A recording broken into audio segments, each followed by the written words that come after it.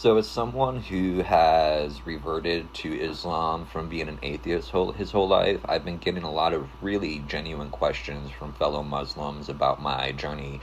And one in particular sent me a long list of questions, and one of them I want to read you the question and read my response to get some understanding of why I chose Islam. So this person asks, how did you land on the Quran and how did it feel reading the Quran for the first time? What caught your eye in it the most? What reasoned with the philosophical part of you the most? And what was the most emotional part for you to read? What questions did it answer? What were the aspects of God that you found yourself at peace with at that time? What search did it end? So I respond, when I finally opened the Quran, I did so with an unusual mixture of skepticism and respect. I wasn't expecting to become Muslim. I simply realized that if I was going to take religion seriously, I owed it the same intellectual honesty I expected of others. I had spent years reading Plato, Aristotle, Nietzsche, Marx, Kierkegaard, and Camus. It seemed inconsistent to critique Islam without ever having seriously read its primary text. So I opened the Quran. The first thing that surprised me wasn't a particular verse, it was the voice. I expected a systematic theological treatise, almost like Aquinas or a modern apologetics book.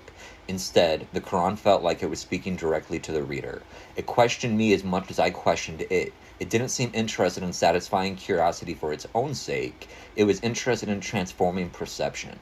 Again and again, I found verses asking people to observe, reflect, remember, reason, and recognize the signs within themselves and throughout creation. As someone trained in philosophy, I found that deeply refreshing. I had expected fate to ask me to stop asking questions. Instead, I found a book that continually asked better ones.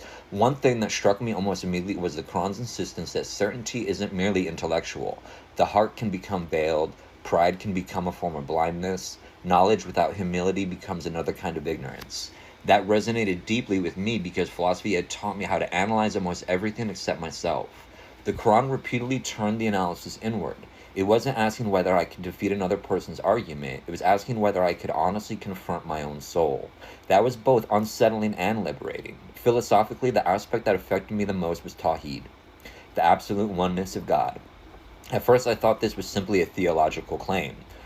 The more I read, the more I realized it was an ontological claim about reality itself. If God is one, then truth is ultimately one. Justice, mercy, beauty, reason, compassion, and existence itself are not competing principles struggling against one another. They all participate in the same divine source.